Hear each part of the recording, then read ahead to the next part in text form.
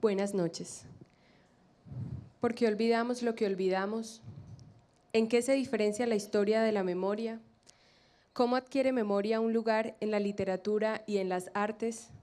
¿De qué manera las ciudades y el campo se inquietan por su memoria?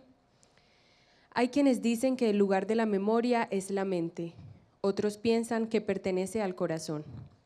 La Alcaldía de Medellín, a través de su Secretaría de Cultura Ciudadana y la Biblioteca Pública Piloto, les dan la bienvenida a la 12ª Fiesta del Libro y la Cultura, un encuentro ciudadano donde celebramos la palabra en todas sus formas y manifestaciones, que este año tiene como tema de conversación las formas de la memoria.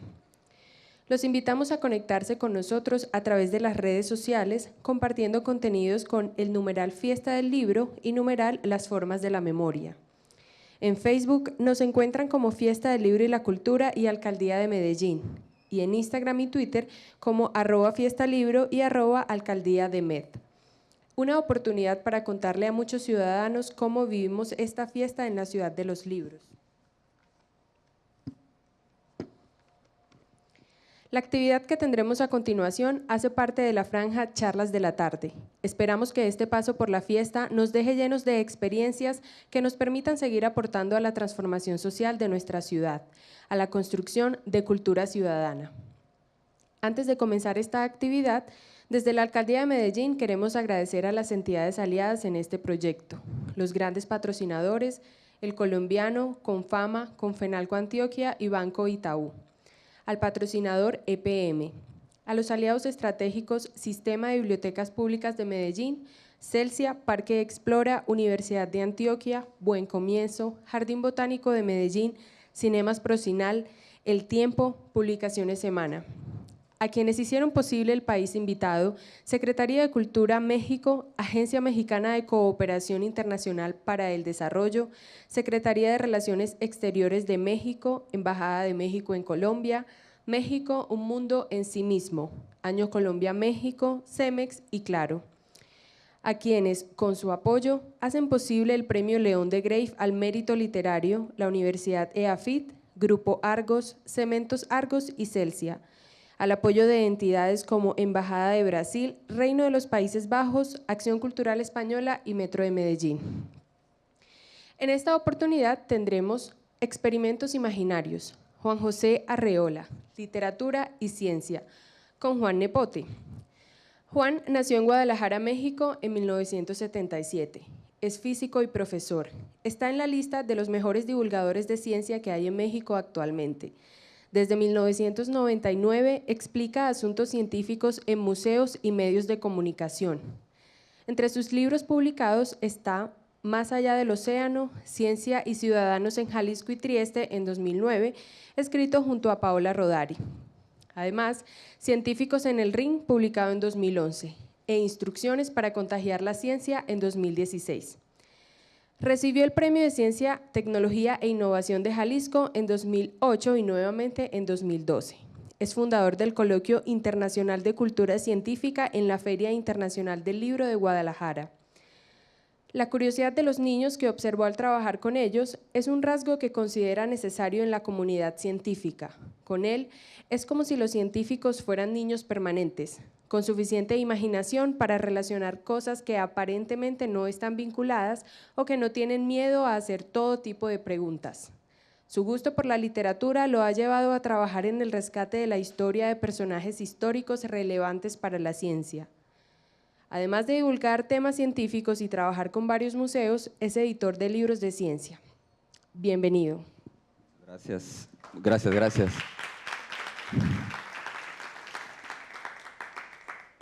Muchas gracias a todos ustedes por estar esta noche lluviosa, aunque no sé si se mantenga la lluvia, pero hasta hace unos minutos había algo de ella. Muchísimas gracias al comité organizador de la Fiesta del Libro y la Cultura, a la gente de Parque Explora, a Ana Ochoa, por regalarme el improbable honor de volver a estar aquí presente. Yo vine hace 6 años y creo que la fiesta en estos 6 años ha cambiado mucho, ha crecido, es aún más acogedora, más halagüeña, sigue siendo un espacio de unas dimensiones muy cómodas y disfrutables para los que recorren sus estantes. Y también el mismo Parque Explora creo que ha cambiado bastante en estos años.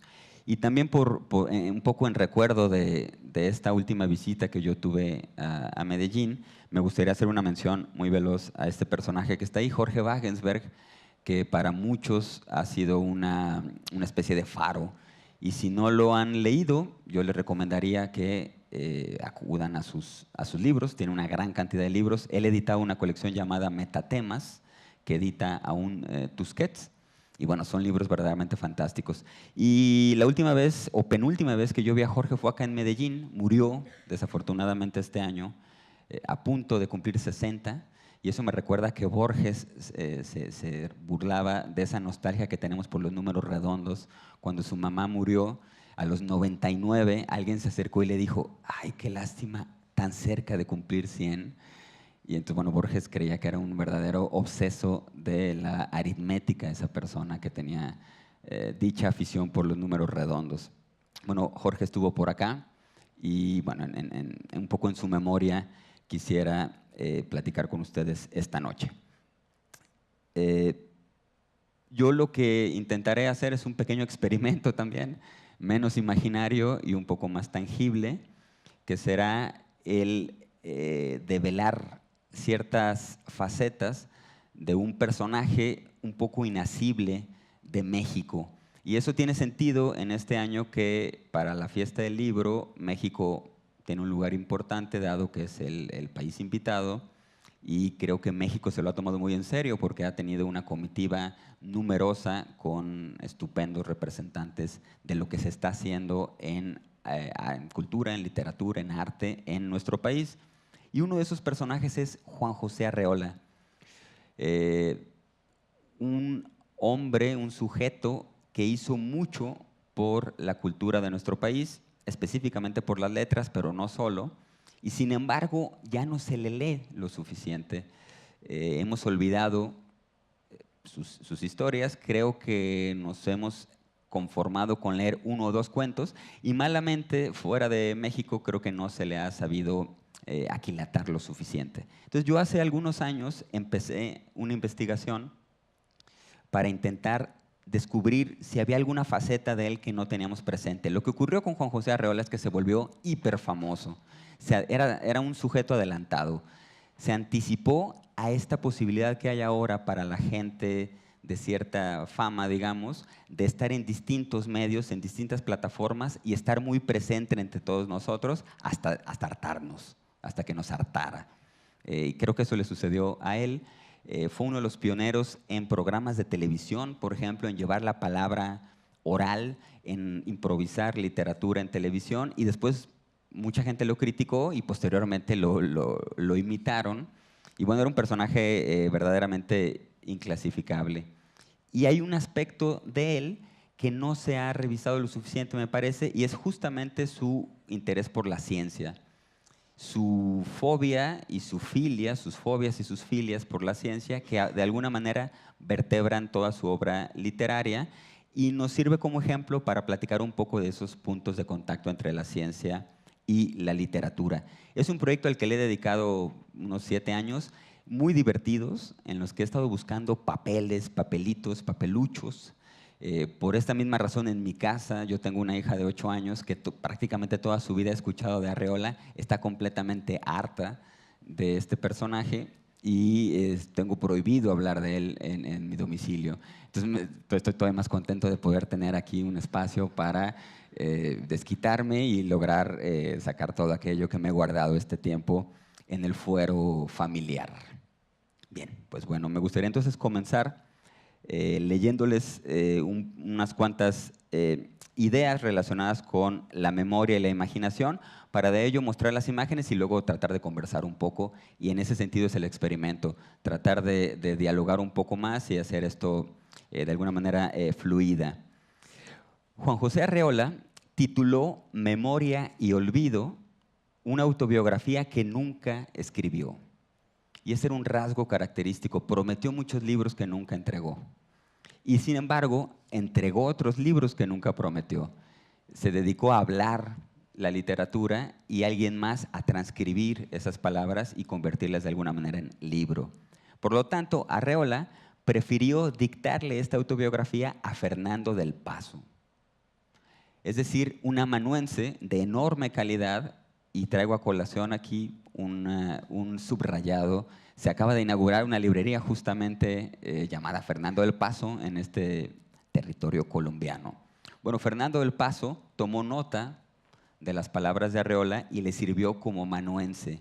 Y ese fue un gran lujo que tuvo Juan José Arreola. Tuvo a dos amanuenses, a dos personas que le escribieron dos libros fantásticos. Memoria y Olvido es uno, y el otro se llama Bestiario, originalmente Punta de Plata.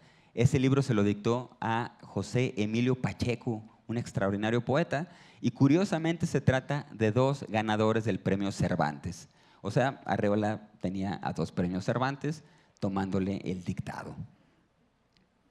Además, su primer libro confabulario se lo corrigió Augusto Monterroso, ganador del premio Príncipe de Asturias. Entonces, bueno, digamos que tenía un selecto grupo de colegas. Bueno, en esa oración oscilante, Memoria y Olvido, nos plantea Arreola una interrogante que aún la ciencia no despeja del todo. ¿Es la memoria esa brújula que orienta nuestra existencia o vamos por ahí sobreviviendo gracias a la desmemoria? Hasta el momento, la mejor respuesta es una combinación de recuerdo y olvido. Los científicos que estudian el cerebro han estado en sintonía con Arreola. La memoria es más vulnerable y flexible de lo que se pensó por los siglos de los siglos. Los recuerdos son cambiantes, sujetos a permanente edición y reescritura. La memoria es imposible de asir porque no se trata de un órgano, un músculo, un hueso, sino de un conjunto de estructuras neuronales capaces de fundar, narrar, recolectar, recobrar y relegar memorias. Un proceso que ocurre en el cerebro es el lugar del misterio y de las paradojas, cuando menos paradojas aritméticas. Apenas 1.300 gramos de tejido, en promedio, albergan 100.000 millones de neuronas que llegan a establecer cerca de 1.000 billones de conexiones entre ellas. La memoria se parece a la imaginación. Las dos nos sitúan en un espacio y un tiempo distintos a lo que experimentamos por medio de los sentidos. Al imaginar y al recordar se activan los mismos circuitos cerebrales. Esa es la razón por la que muchas de las personas con amnesia también pierden la capacidad de imaginación. Pero la memoria en realidad son varias memorias, aquellas experiencias que se conservan tan solo por fracciones de segundos, las que perduran por días, las de los recuerdos bien establecidos y que se convierten en habilidades, por ejemplo. Cada vez que ponemos en marcha nuestra memoria, la reconstruimos, alteramos los recuerdos mezclándolos con pensamientos y deseos actuales. Los estudiosos de la memoria han descubierto eso que los poetas han intuido siempre. Tan importante es recordar como lo es olvidar. Olvidamos para seguir recordando. Nuevas experiencias sustituyen a los viejos recuerdos con una rapidez directamente proporcional a la cantidad de aprendizajes asimilados. Aquello a lo que más importancia le asignamos es lo que mejor recordamos. El cerebro activa mecanismos para separar los recuerdos de la realidad, aunque no siempre lo consigue.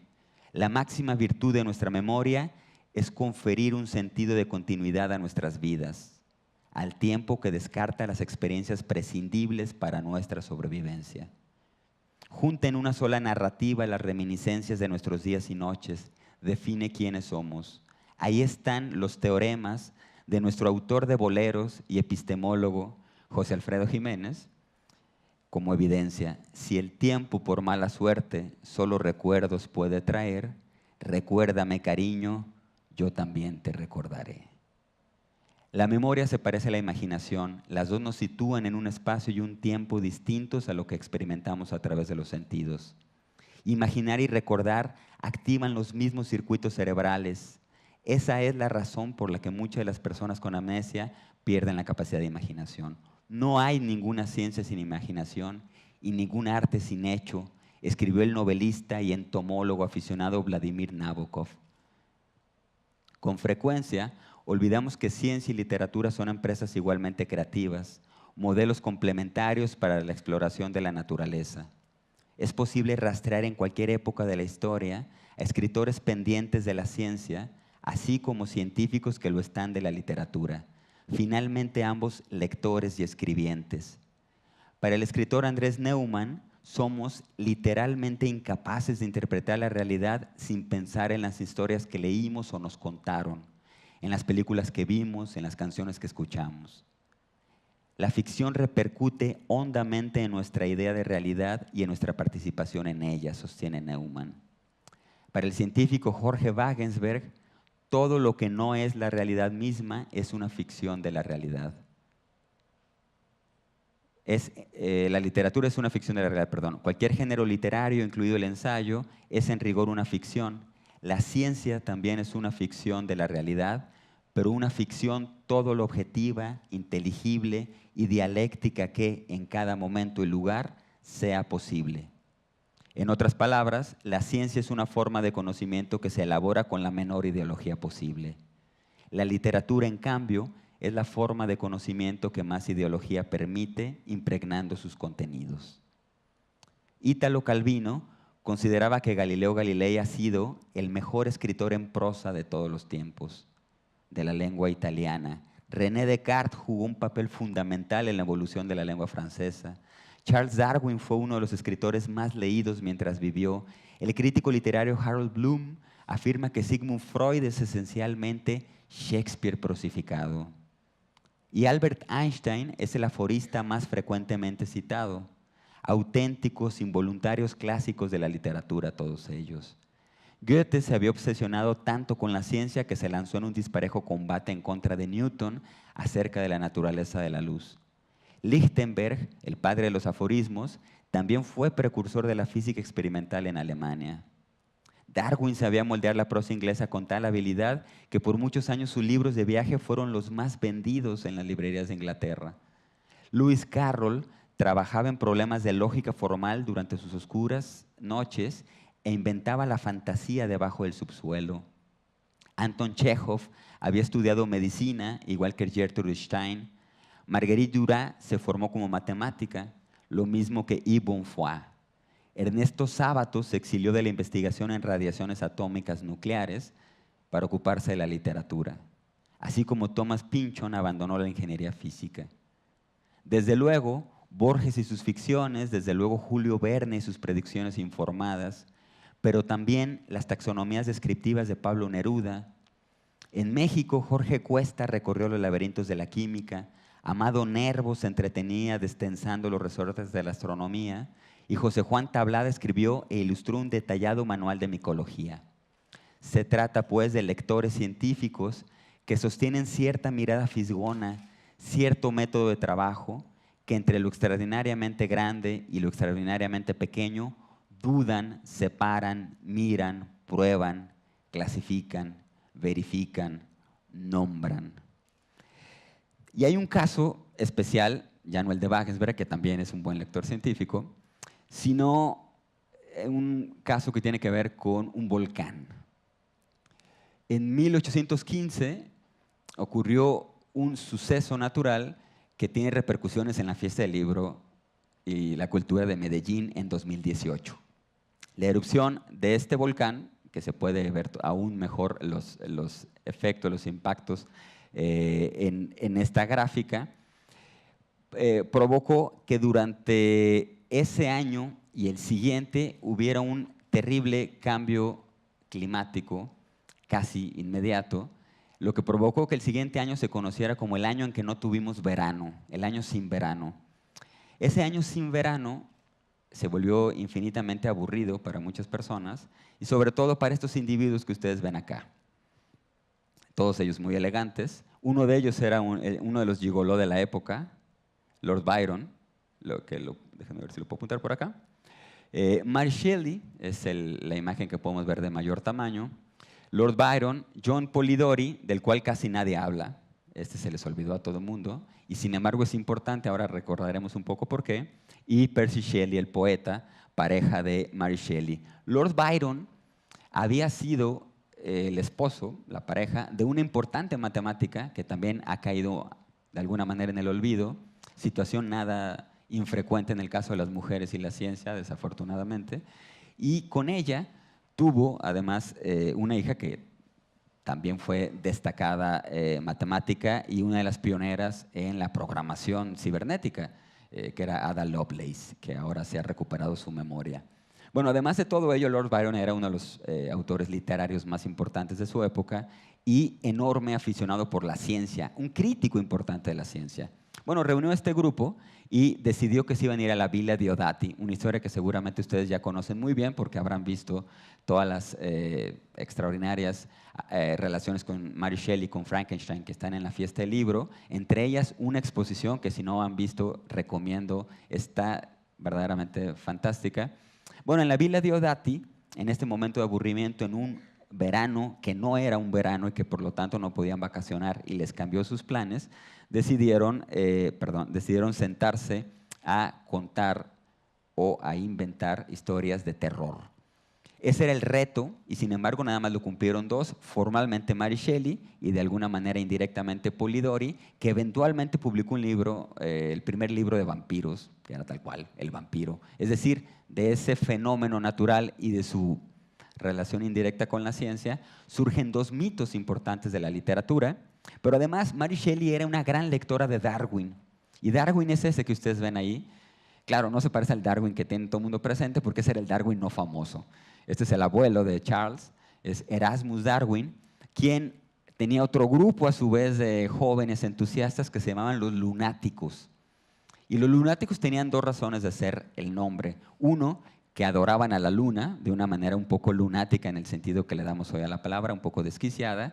Y segundo, se reunían, esto es principios del siglo XVIII, más hacia finales del, del XVIII, finales del XVII, se reunían cuando había luna llena porque era el momento en que había mayor iluminación para poder regresar a su casa en carrozas a caballo y no perder la vida o algún órgano en el camino. Entonces era un sentido pragmático realmente y un sentido poético. Y se reunían justo a eso, a inventar, a proponer soluciones nuevas para problemas viejos. Llegaron de ahí a desarrollar algunas ideas de máquinas, a hacer bocetos de máquinas y también a discutir conceptos de ciencia, a leer poesía e inclusive a cantar. Era un grupo bohemio que seguramente se la pasaba muy bien. Bueno, este era Erasmus Darwin, quien además tuvo una gran influencia en su nieto Charles, y Mary Shelley era lectora de su obra. Si ustedes revisan la exposición, insisto, aquí en la Fiesta del Libro, verán que en una sección que dice libros que leía Mary Shelley, afortunadamente bien colocados ahí, están los libros de Erasmus Darwin. Entonces, Mary Shelley recordó, que es el tema principal que tenemos en esta Fiesta del Libro, tenía una buena memoria, recordó lo que conocía de Darwin, recordó que había visitado este castillo, que es un castillo que se llama Frankenstein. Es decir, Frankenstein existió existió como personaje, hay un castillo de Frankenstein. Recordó todo eso, lo metió en hacer unas pequeñas mezclas y de todo ello logró hasta 1818 publicar un libro que ahora cumple 200 años y que por eso son los festejos y por eso Frankenstein está por aquí en la Fiesta del Libro. Un libro que, ojo, esta es la primera edición, esta no, esta es posterior. Vean, busquen al autor o la autora y no aparece. La primera edición no la firmó por temor a que no se publicara el libro porque se trataba de una mujer.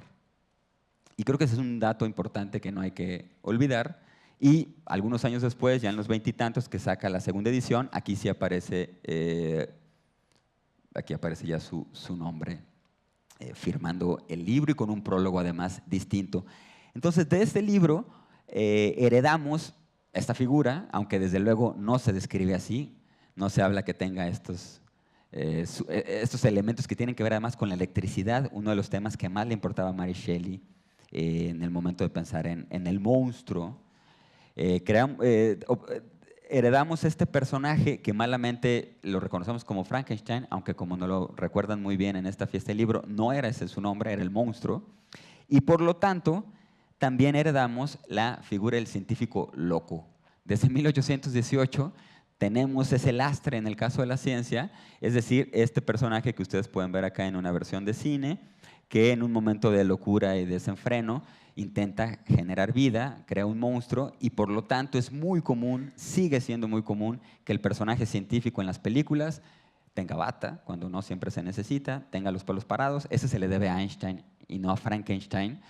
Ahí hay un chiste muy malo entre físicos que le agradecen que Einstein no haya tenido un hijo y le haya puesto Frank, porque sería Frank Einstein. Ese es el sentido de humor un poco de los físicos. Pero bueno, se heredó entonces el personaje del científico loco que aún permanece y tenemos que bregar con él al transmitir una imagen pública de la ciencia. Si ustedes ponen en Google científico o scientist, les seguirá apareciendo alguien con esta descripción, con los pelos parados, con algo que le explotó en la cara. Otro enlace entre literatura y ciencia. En 1833 sucedió un episodio muy interesante. En un grupo de personajes muy formales, ya no relacionados con los lunáticos, sino gente muy seria, que había creado la Asociación Británica para el Avance de la Ciencia, tuvieron una reunión, se había creado unos años antes, y en 1833 se reunieron, estas son invitaciones de la época, esta es la primera, esta es posterior, se reunieron a debatir el estado de la ciencia en Europa, particularmente en el Reino Unido, cuando se dieron cuenta que entre los asistentes estaba Samuel Taylor Coleridge, un poeta que defendía el acudir a clases de ciencia para ampliar su arsenal de metáforas. Él insistía en que iba a clases de ciencia para sacar de ahí las metáforas suficientes para crear buena poesía. Bueno, Coleridge no solo era un poeta de los fundadores del romanticismo y los más celebrados en la época, sino que era un verdadero misántropo ya de muy mal genio, que tenía bastantes años sin salir de su casa hasta que en 1833 decidió salir, acudir a esta reunión de la Asociación para el Avance de la Ciencia y regañarlos. No estaba así de joven, yo adrede puse un óleo joven para que vean que su rival era joven también, en ese entonces no era tan joven, y Coleridge al momento de iniciar la reunión se levanta y les dice: señores, ustedes no pueden ser filósofos naturales. En ese entonces, a quien se dedicaba a un trabajo semejante al que hacía Erasmus Darwin, al que Mary Shelley había leído y a quien se dedicaba a la ciencia, se le reconocía como filósofo natural. Alguien que pensaba desde la filosofía relaciones con la naturaleza. Y les dice Coleridge: ustedes no pueden llamarse ya filósofos naturales porque están haciendo experimentos. Están jugando con la electricidad, están recogiendo fósiles, y eso ya no es un filósofo natural. Filósofo natural soy yo. Todo el mundo se queda callado, no sabe qué responder, porque se trata de Coleridge, ni más ni menos, y el único que se anima a ponerse de pie es este personaje, William Whewell, que le tocaba pararse porque era el secretario de la asociación, entonces todo el mundo, asumamos, habrá volteado a verlo como decir: maestro, usted dígale algo a Coleridge. Y él además tenía una capacidad innata para inventar palabras. A él le debemos la palabra físico también, le debemos la palabra ion, ánodo, cátodo, entre otras más. Y se pone de pie y ante Coleridge le dice: tiene usted razón, el término filósofo natural ya no nos queda bien, no se nos acomoda. Entonces hagamos una analogía. Así como quien se dedica al arte es un artist, un artista, quien se dedica a la science, estoy diciéndolo en idioma mezclado desde luego, es un scientist. Y es muy curioso que el nacimiento de una profesión, es decir, la invención de una palabra que nombra una profesión y que por lo tanto sirve como patente de nacimiento de un oficio, de una profesión, tiene una fecha exacta de nacimiento en esta reunión. El término tardó mucho tiempo en popularizarse y en ser aceptado, desde luego, pero desde 1893, que es relativamente poco tiempo, y sobre todo para nuestros fines de esta noche, en el debate entre un poeta y un filósofo natural, entre la poesía y la investigación, surge la idea de ciencia. Bueno, Juan José Arreola, de alguna manera, damos un brinco aquí de algunos años, de algunos siglos, es heredero de ese doble debate y esa discusión entre arte y ciencia y entre poesía y literatura. Juan José Arreola escribió un poco, relativamente poco, enseñó mucho, dedicó buena parte de su tiempo a ser profesor en la UNAM, pero siempre fue un outsider, siempre fue alguien que estuvo fuera del circuito oficial. Al ser profesor en la Universidad Nacional Autónoma de México, era un profesor de taller, era un taller que no tenía peso curricularmente, formalmente, porque Arreola estudió solamente hasta tercero de primaria. Era un absoluto autodidacta, como también lo fue Jorge Luis Borges, y quizás por eso Borges tuvo una gran admiración por Arreola. Borges, en algunas conversaciones con Bioy Casares, le dijo: Arreola es un excelente cuentista. Y ustedes recordarán que Borges no era muy generoso en sus adjetivos calificativos, sobre todo en los positivos. En los otros sí solía dilapidarlos. Borges seleccionó a Juan José Arreola dentro de su biblioteca personal y lo presentó como alguien dotado de, comillas, una ilimitada imaginación, que es un gran elogio para alguien que la imaginación era uno de los dones más importantes. Aún en el otoño de 1984, poco antes de morir, Borges le manda un recado a Juan José Arreola con una periodista mexicana que lo está entrevistando y le dice públicamente: dígale a Arreola que sigo envidiándole sus cuentos. Claro, es un guiño y una broma, pero eso habla del nivel de gozo que tenía Arreola entre los colegas cuentistas. Octavio Paz, entre 1940 y 1950, decía: atravesamos por un periodo vacío en la literatura de nuestro país. La salvación vino de que bastaron unos cuantos libros para transformar el desierto. Uno de ellos fue Varia invención de Juan José Arreola. Su materia prima, la de Arreola, es la vida misma, pero inmovilizada o petrificada por la memoria, la imaginación y la ironía. El artífice perfora la vida como si fuese una roca, la alija y la frota hasta convertirla en un trozo de agua sólida, una transparencia. Arreola es un poeta doblado de un moralista y por eso también es un humorista, aseguraba Octavio Paz. Y después concluye: es autor de textos que son perfectos. Después de decir eso, ¿qué podríamos agregar? No se puede añadir nada a la perfección.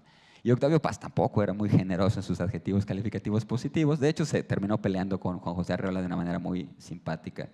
Juan Rulfo, quien también era de Jalisco, había nacido un año después de Juan José Arreola, quien nació en 1918 Arreola, 17 Juan Rulfo, llegó a decir: Arreola es la literatura inteligente, el juego de las palabras. Y ellos mantuvieron una amistad muy importante a lo largo prácticamente toda su vida.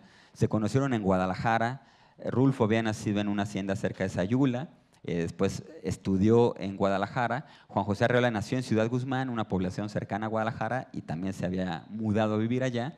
Y durante cerca de 50 años mantuvieron una amistad que el medio cultural en Iberoamérica trató de separar porque siempre metió mucha cizaña y entonces uno podía ser pro Rulfo o pro Arreola y ese era un debate un poco absurdo que todavía se mantuvo hasta hace poco. Julio Cortázar aseguraba que el prodigioso Miligramo, un cuento de Juan José Arreola, era inolvidable, que el éxito de sus cuentos se localizaba en que Arreola es poeta y eso también es un gran halago viniendo de Cortázar, que lo que más deseó en toda su vida fue ser poeta, justamente. Usted, le dijo en una carta Cortázar a Arreola, no puede ver las cosas más que con los ojos del poeta. Y hay un dato curioso: en los años 50, Juan José Arreola, entre otras actividades, se dedicó a editar la obra de otros autores. Creó 2 colecciones de libros para publicar literatura mexicana cuando aún no existía ninguna colección de literatura mexicana.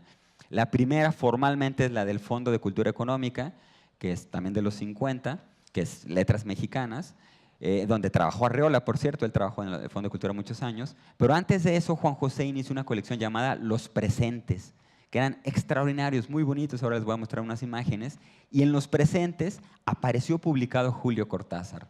La primera vez que editaron a Julio Cortázar fuera de Argentina fue Juan José Arreola en el garage de su casa, que era donde tenía una máquina, una imprenta, y ahí hacía de una manera totalmente artesanal los libros, que lo llevaban a la bancarrota absoluta. La editorial la tuvo que vender en algún momento, pero llegó a publicar a muchos de los personajes más importantes de la época. Arreola, hay que tener presente su trabajo como profesor y editor. Pensemos esto, y eso es importante en el campo de la ciencia, digamos, en la investigación científica, los indicadores de publicaciones y de premios y demás tienen un valor importante, ¿no? Bueno, entre los alumnos de Juan José Arreola hay 28 ganadores del premio Javier Villaurrutia, que es el premio más importante de literatura en México, 2 ganadores del premio Príncipe de Asturias, ahora se llama Princesa de Asturias, un ganador del Premio Reina Sofía de Poesía Iberoamericana, 5 del Premio de Literatura Latinoamericana y del Caribe Juan Rulfo, ahora Premio Phil, 23 ganadores del Premio Nacional de Ciencias y Letras y 3 premios Cervantes. Es decir, su producción de él solito en su taller, en su casa, en el comedor de su casa, es quizás más importante que muchos de los centros de escritura creativa que ahora existen y que en sus años no existían aún. Bueno, él tuvo una gran cantidad de oficios que ejerció de una manera por demás simpática. Esta imagen que ven aquí apareció en una revista alemana y lo ponían como vendedor de puerta en puerta, ¿no? Cosa que era verdad. Se fue a vivir a Ciudad de México y se le ocurrió que podía vender unas chanclas, que es como les llamamos en México, a estos zapatos. Bueno, aquí hay varios zapatos y algún tipo de chanclas que él traía de Colima y se las vendía a las prostitutas de la Ciudad de México. Y se las vendía en plazos, entonces tenía que acudir posteriormente a cobrarles. Entonces lo que está haciendo es eso, aquí es justamente ir a los barrios de la Ciudad de México a cobrar a sus clientes. Hizo esa labor, fue panadero, fue editor, como ya les decía, fue un entusiasta a un nivel de fanatismo brutal por el ajedrez, uno de los deportes relacionados fuertemente con la ciencia. De hecho, dejó de escribir para jugar ajedrez, dejó de escribir relativamente pronto. Estos son los libros de los presentes, aquí se ve solamente el lomo, son bastante difíciles de lograr, de conseguir, perdón. Y aquí pueden ver algunas de las imágenes de cómo se conoció su labor como editor, el editor más original de México. Esto es en la Feria del Libro de Ciudad de México, en el 54, que es cuando presenta su colección de los presentes. Y estas son algunas de las ediciones que hacía, que si ustedes llegan a tenerlas en sus manos ahora, se darán cuenta que tienen un valor relevante en la manera en cómo están las cajas del texto. Es una apuesta moderna en los materiales y en la forma de hacer el libro objeto. Otra obsesión que tenía era jugar ping-pong. Y eso lo hacía como un auténtico científico porque llegó a producir sus propias piezas de ajedrez y sus sus mesas de ping-pong. Venía de una familia de carpinteros que eran muy cuidadosos con el trabajo de la madera.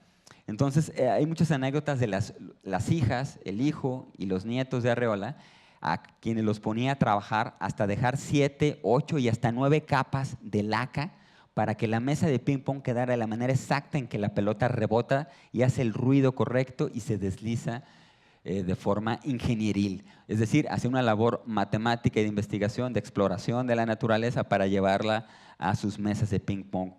Fue uno de los pioneros en la gestión cultural, cuando no se le llamaba así, en la promoción de la lectura. Él creó un centro cultural en Ciudad de México que se llama Casa del Lago, que es esta imagen que van a ver aquí, y ahorita van a ver algunas más, donde puso en sus propias mesas, él llevó sus propias mesas y sus piezas de ajedrez y puso a la gente a jugar ajedrez. Y sin nada de presupuesto, consiguió a finales de los años 50 convertir una vieja casona porfiriana de principios del siglo XX, del siglo XX, convertirla en un centro cultural de primerísimo nivel. Ahí hacían lectura en voz alta, que es esta actividad que hacen ahora, que ahora es muy común, es una iniciativa que se sigue trabajando. En los 50 ellos lo iniciaron de manera muy creativa, Octavio Paz participó en ello, esa es la Casa del Lago, que originalmente era eso, había un lago en Chapultepec, en el bosque de Chapultepec, y una casa que fue un capricho en la época porfiriana, en la época de Porfirio Díaz, fue un capricho que se hizo la clase alta y después quedó en el abandono. Posteriormente lo convirtió en un laboratorio de biología y quedó otra vez en el abandono, y cuando se la cedieron a Arreola tuvo que ir a sacar las botes y los frascos y todo el material de un laboratorio de biología del siglo XIX olvidado para entonces inventarse algo sin nada de presupuesto y convertirlo en lo que fue la semilla de lo que es ahora un gran centro cultural, un espacio educativo también, que es este que ustedes ven allí. Con ese mismo entusiasmo y ese frenesí de transformador de la materia, se construyó su propia casa, y con el apoyo de carpinteros, desde luego, pero diseñó buena parte de las piezas. Esta es una pieza en roca, por ejemplo, que forma un ventanal fantástico. Esa es una de las puertas. Es una casa que aún existe en Ciudad Guzmán, que ahora es un museo también. Es el tipo de mobiliario que él diseñó y en otros casos construyó con sus propias manos, el tipo de las mesas de ajedrez. Vean que además este tiene una ventaja, que es verdaderamente una innovación. Aquí podían colocar el pie, de tal forma que les quedaba a gustísimo, ¿no? Entonces uno puede pensar así el siguiente movimiento o colocar un vaso, ¿no? Que era cosa que también se sabe que hacían la gente de su taller. En esos talleres en los que jugaban ajedrez y en los que él les enseñó literatura a otros personajes importantes, como ya les dije, también pasaban otras cosas muy peculiares. Hay una anécdota muy interesante que es ejemplar de lo que sucedía en estas sesiones. Abajo del departamento, esta es la casa suya en Ciudad Guzmán, pero en Ciudad de México, en el departamento en el que vivía, abajo había una tienda de ultramarinos importados. Insisto en que Arreola jamás le cobró un peso a nadie por darle clases, entonces sus ingresos eran bastante magros. No tenía un puesto en la Universidad Nacional formalmente, posteriormente apareció en la televisión y eso le redituó dinero, pero mucho antes, la mayor parte de su vida, vivió en condiciones precarias económicas. Aún así, tenía unos gustos caros y solo quería comer queso importado, queso francés, vinos importados, porque además en México aún no se producía la cantidad de vino que se hace ahora. Y entonces en esta tienda abajo de su departamento le fiaban, o sea, le daban los productos bajo promesa de que se los pagaría en unas semanas, pago que casi nunca llegaba y lo estaban persiguiendo por todos lados. Bueno, en una ocasión, jugando ajedrez en su taller de literatura, dijeron, vamos, hace hambre, bajemos a comprar algo. Entonces bajaron y pidieron en lata, una perdiz en lata, francesa. Y cuando la estaban abriendo, Arreola le dice a Marco Antonio Montes de Oca, un poeta importante mexicano, ¿sabes qué? Los franceses, lo dijo con otras palabras que no voy a repetir aquí porque me da vergüenza. Los franceses siguen robándonos. Y el siguen quiere decir, hubo una intervención francesa hace años antes. En México fuimos intervenidos por los franceses. Hubo un imperio que colocaron en nuestro país. Bueno, siguen abusando de nosotros. Estoy seguro que en esta lata no está una perdiz completa. Y acto seguido lo abre y saca todas las piezas y empieza a armarlas una por una. La mayor parte de la gente del taller se fue en la madrugada y Marco Antonio Montes de Oca, cuando volvió al día siguiente, se encontró con la perdiz rearmada completamente y Arreola diciéndole, ¿sabes qué? Sí viene toda completa. Ese tipo de guiños se transmiten también en su literatura, donde hace, por ejemplo, un cuento que se llama Baby HP, que es un invento, una máquina que permitiría al propietario de la máquina colocársela a un niño, por eso es Baby HP, y HP hay una duda si es horsepower, caballos de fuerza, o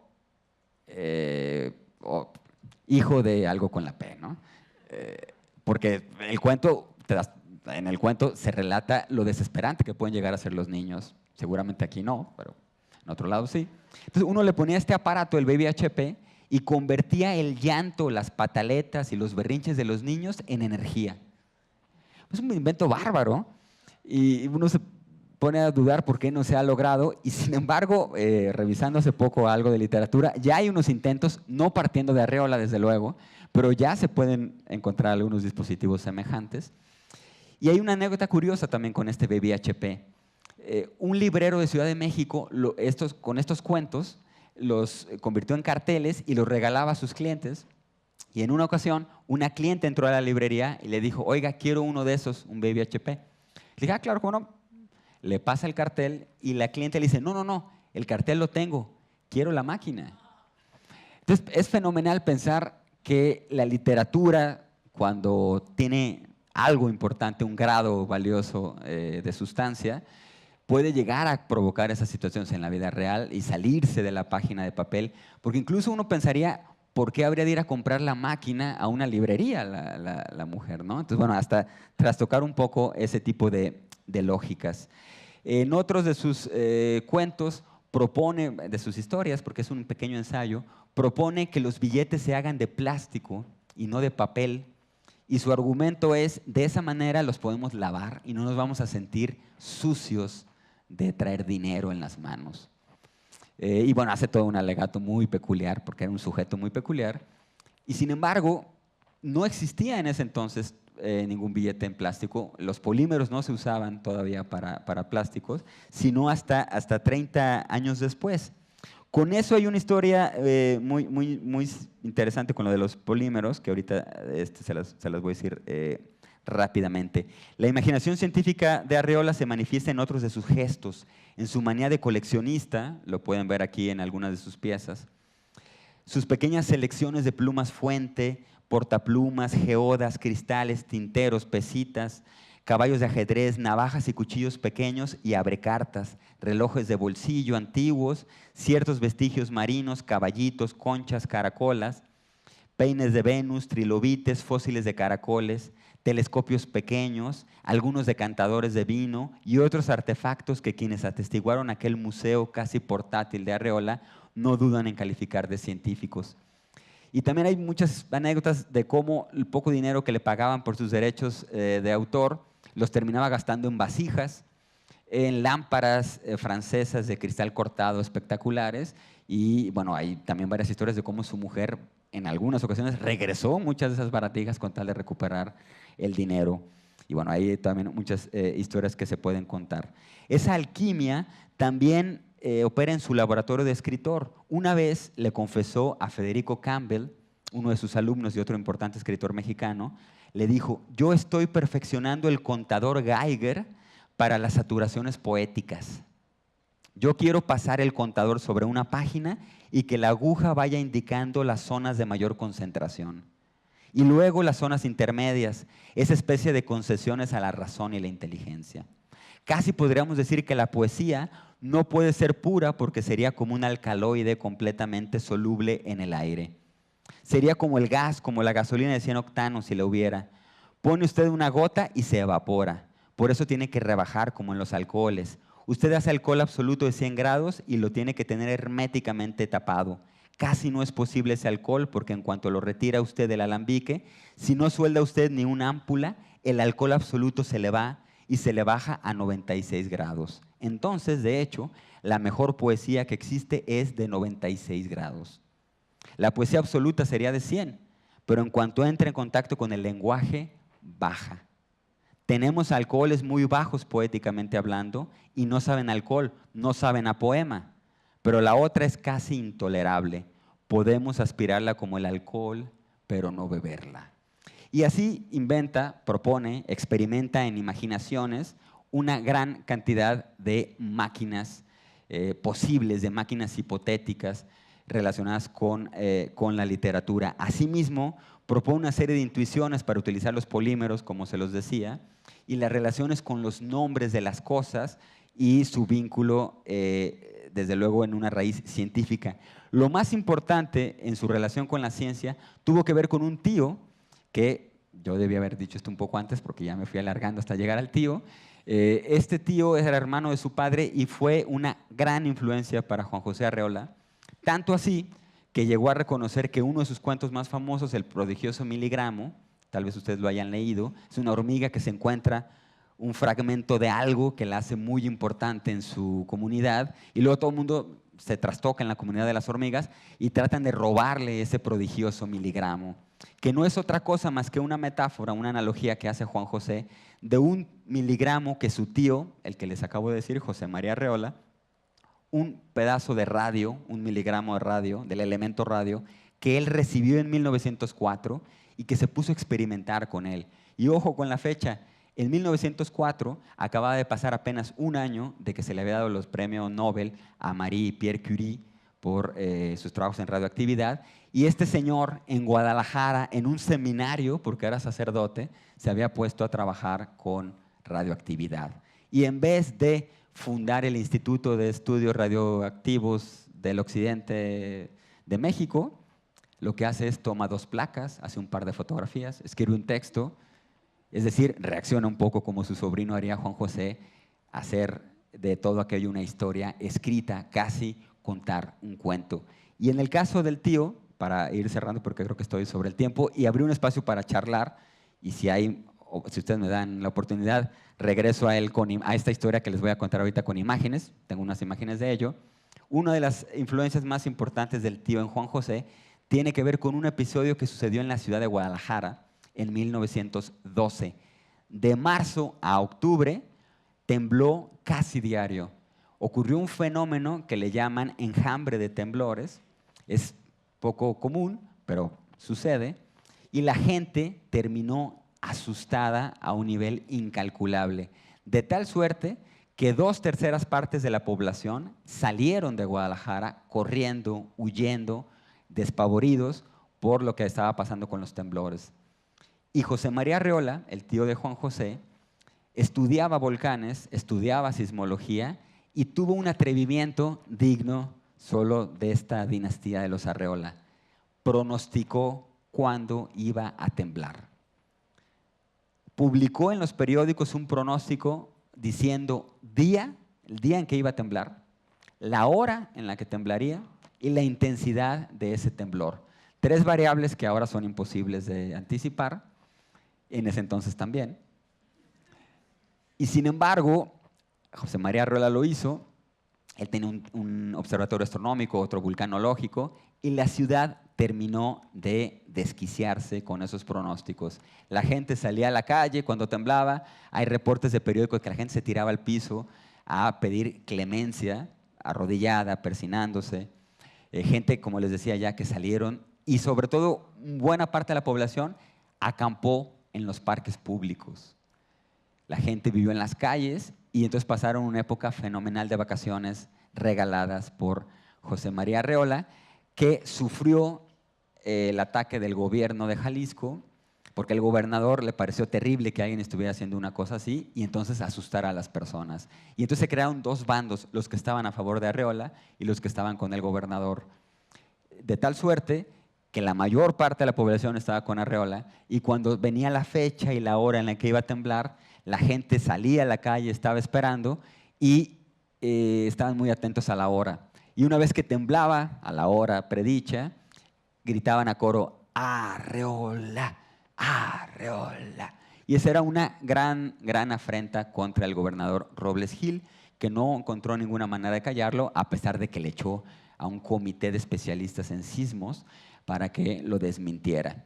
Todo esto parece una historia de Macondo, de Melquíades y de García Márquez honrando su tierra, pero ese realismo mágico sucedió en la vida real y es de lo que abreva Juan José Arreola, es de donde toma su materia prima y luego la mezcla, porque es alguien que acepta, que usa la historia, que usa su prodigiosa memoria, porque tiene una memoria implacable, perfecta, usa esa memoria para recuperar historias de la vida real, digamos, y mezclarlas, pasarlas por esos contadores Geiger, pasarlas por otros filtros de la imaginación y convertirlas en una literatura única, perfecta, que es aún vigente a pesar de que tenga 30 o 40 años de haber sido publicada.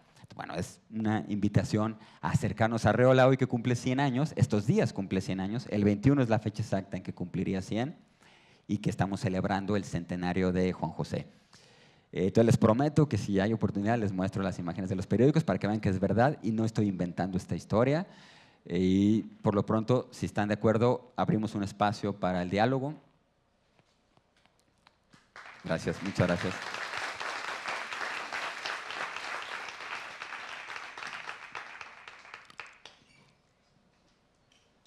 ¿Hay alguna pregunta? ¿Alguien quiere hacer un comentario? Si no, yo me voy a agandallar el tiempo y voy a mostrarles las imágenes. No, no se crean. Quienes quieran hacer algún comentario o pregunta se pueden acercar a este micrófono que está en la mitad. Tenemos espacio máximo para 3, 4 intervenciones.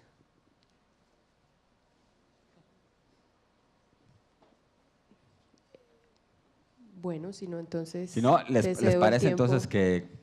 Muy bien, yo quería dejarlos picados y con la promesa de que… Bueno, entonces avanzaré un poco y de todos modos no consumo, espero, demasiado tiempo y así queda un poco de espacio por si alguien quiere hacer algún comentario o que leamos algo de su obra. Esos son sus libros principales. Varia Invención fue el primero. El primer libro completo, realmente su primer cuento lo publicó antes, se llama Gunther Stappenhorst y es la historia de un ingeniero interesado por las matemáticas. Entonces, desde un principio viene el gusto por la ciencia.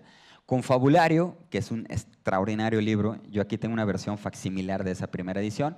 Luego la fue cambiando, la fue ampliando, le agregó otros cuentos, pero la primera versión es este libro pequeño. Y este es del que Octavio Paz hablaba como un antes y un después en el caso de la literatura mexicana. Bestiario y La Feria. En La Feria es su única novela y en La Feria aparecen estos episodios de los terremotos de los cuales les hablaba. Hay erupciones de volcanes y la gente sale despavorida, gritando y alarmada. Esta es parte de su casa, que ya se las mostraba un poco. Ese es el tipo de las colecciones que tenía. Y este era el tío José María Arreola. Nació en 1870 y murió en 1961. Son muy longevos los Arreola, suelen serlo. Arreola además era fotógrafo. Hay que tener presente que casi al mismo tiempo que se inventa la palabra científico es cuando se inventa la fotografía. Entonces es relativamente joven. Y ya a finales del siglo XIX, José María Arreola, alguien que había estudiado en el seminario, que no tenía recursos financieros, se había hecho de una cámara y luego él mismo construyó equipos fotográficos para hacer ese tipo de imágenes. Fue alguien que tomaba fotos en interiores de edificios o en lugares como este, siempre interesado por la lectura. Fue el dueño de una biblioteca fantástica, que todavía, esta es una foto que a mí me parece muy linda, sobre todo porque la imagen, esta misteriosa negra, para la técnica de entonces, que hay que dejar un tiempo de exposición amplio, pues bueno, queda bastante bien. Este era su ex libris, el sello con el cual marcaba sus libros.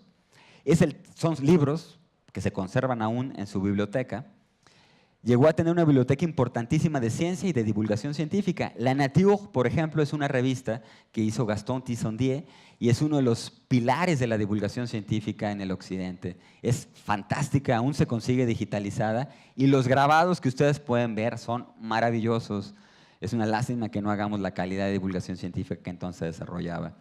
Bueno, esos libros los siguió comprando Juan José a lo largo de su vida. Ese es el tipo de grabados, ese lo hacía Poirier. Era un importante grabador, ese es el otro tipo de experimentos. Y esos son libros de José María marcados. Dialogaba con ellos, los subrayaba, los criticaba, los tachaba lo que le parecía que no era correcto.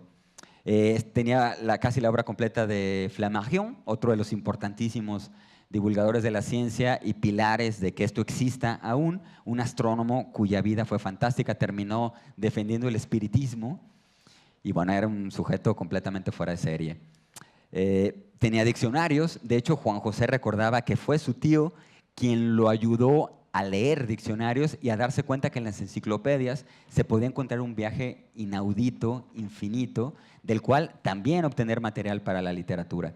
Y sobre todo de este tío, trabajó en ese edificio que aún existe, es una copia de un edificio italiano, está en Guadalajara, donde tenían este mobiliario. Por ejemplo, este es el comedor. Ese era el seminario de San José en Guadalajara y ahí él construyó un observatorio meteorológico y astronómico. Insisto, era un sacerdote autodidacta, igual que lo fue el sobrino.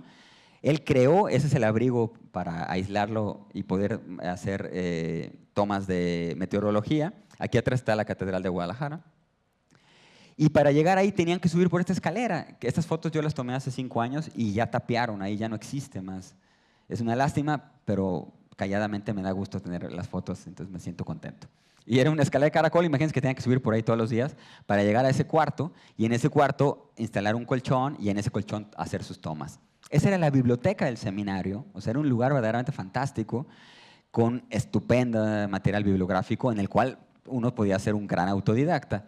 Esa biblioteca sigue existiendo, son fotos actuales. Esta es una foto reciente, ya no existen más los libros.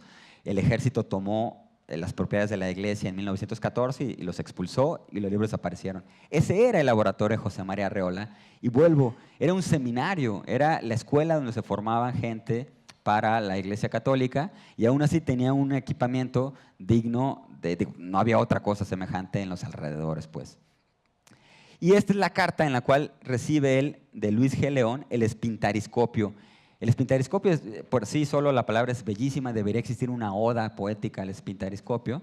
Y es este aparato que está aquí, que tenía la muestra de radio.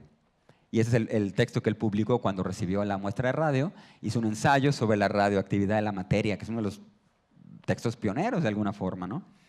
Y, como ya les había dicho, hizo uno de los primeros observatorios vulcanológicos. Para algunos es el segundo observatorio vulcanológico más en origen en el mundo. El primero estaría en Italia y el segundo sería el de él, que no era otra cosa más que una ventana por la cual se asomaba y veía el volcán de Colima, pero desarrolló un sistema para organizar la información de tal suerte que tenemos información registrada, sistematizada del volcán Colima, como ningún otro volcán prácticamente en el mundo. Bueno, ese es el volcán Colima, que ahí sigue existiendo, y llegó a publicar ese texto, Nueva teoría sobre volcanismo y descripción de un evaporómetro.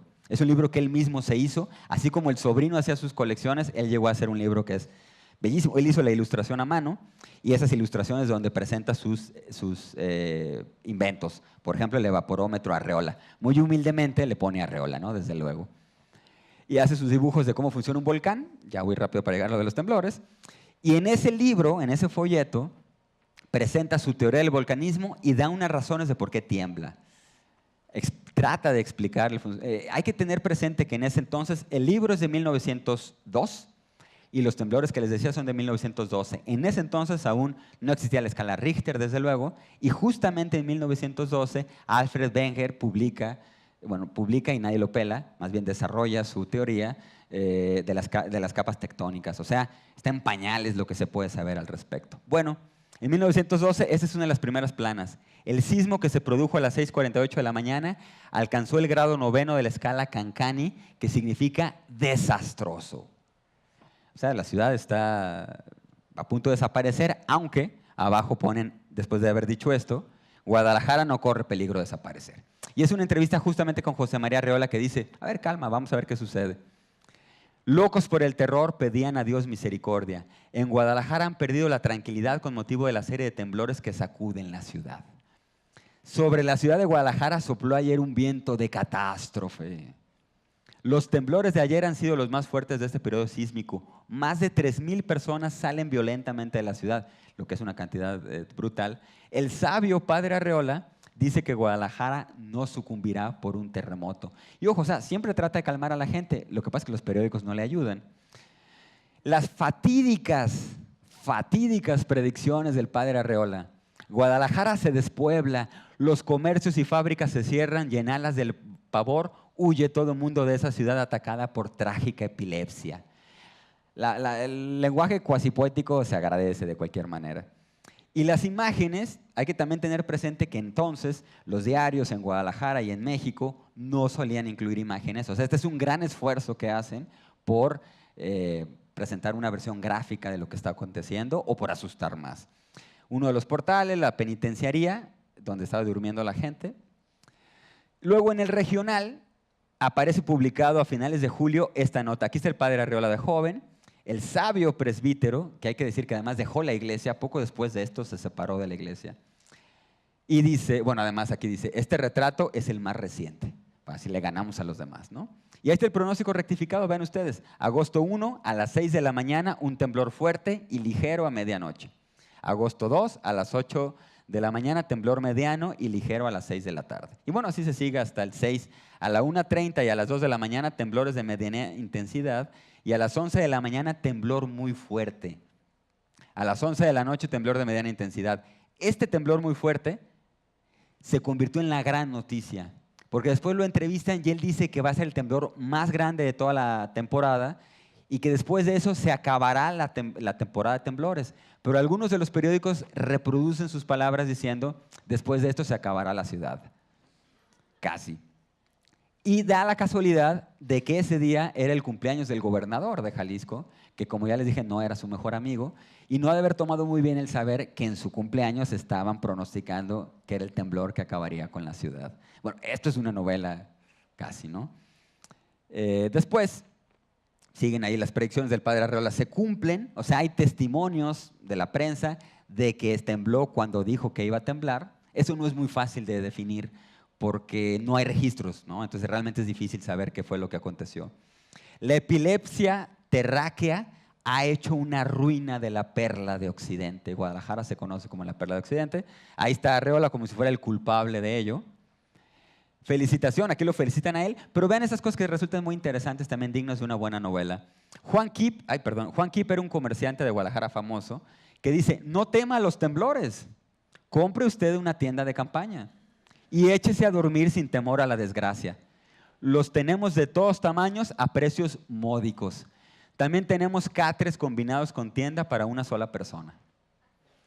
¿Por qué? Como ya les comentaba, buena parte de la ciudad se fue a vivir en los jardines, a poblar los jardines, entonces bueno, le quedaba muy bien una tienda de campaña. Otra nota, la bella Guadalajara amenazada de ser destruida totalmente. Los mejores edificios de la ciudad han sido muy perjudicados. Aquí está otra nota también que parece una novela gráfica, como un cómic, ¿no? Aquí está el gobernador, con cara de pocos amigos. Aquí está Arreola como haciendo alguna travesura.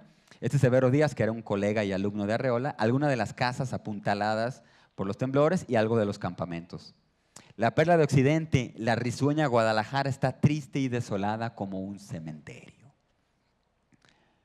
A la 1 de la tarde de ayer, un nuevo movimiento estremeció a Guadalajara. El padre Arreola dice que puede haberse equivocado en las horas, pero que su predicción se cumplirá. Y así llegamos al 6 de agosto, la fecha fatídica, el cumpleaños del gobernador. Y vean esta cosa que me parece digna de mencionarse. Guadalajara se dispone a recibir el temblor fortísimo. El superlativo está bien conjugado, eso es importante. No fuertísimo, sino fortísimo. Anunciado para hoy. Pero ¿cómo se está preparando? Habrá paseos, verbenas y fiestas de todas clases y para todos los gustos. O sea, tal cual, el mundo se va a acabar a bailar y a gozar, ¿no? Esto podrá ser un tango, podrá ser muchas cosas. Fue la realidad, hubo una verbena, hubo paseos, hubo una fiesta, por varias razones. Una, porque era el cumpleaños del gobernador, y lo usó también como una afrenta, como decir, bueno, esto va a estar terrible, vamos a pasarla bien. Dos, porque sí hubo gente tal cual que lo tomó esto a broma. Hay otras notas donde hablan de algunos letreros que decía, se venden restos de Guadalajara, ruinas de Guadalajara, perdón, después de las 11. Entonces hubo un sentido del humor muy peculiar. Hubo gente que se aprovechó de eso, hubo gente que asaltó casas y se robó pertenencias de la gente que abandonó, e inclusive hubo familias que no regresaron jamás a la ciudad. No se acabó Guadalajara, hay periódicos que luego obviamente seguimos viviendo allá, pero los temblores sí continuaron durante un periodo muy largo. Y sobre todo ese episodio que desafortunadamente en Guadalajara se ha olvidado, ya nadie lo tiene presente, desafortunadamente, porque es muy divertido me parece, donde sí sobrevivió, donde pervivió, fue en la literatura, en la feria de su sobrino Juan José, insisto, habla mucho de estos temblores, pone a los personajes, es una novela muy interesante porque es una novela coral, publicada el mismo año que salió Rayuela de Cortázar, una novela también caótica, fragmentaria.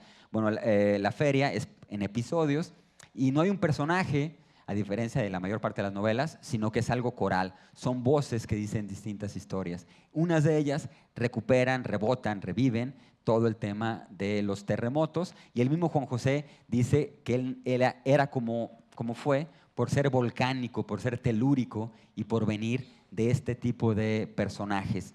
Es un ejemplo, creo que digno, de los cruces entre ciencia, imaginación y memoria que ahora estamos honrando en esta fiesta del libro en Medellín.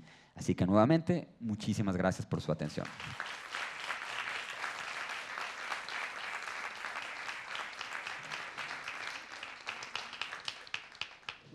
Bueno, en nombre del Parque Explore de la Fiesta del Libro, queremos darte las gracias por esta maravillosa conferencia.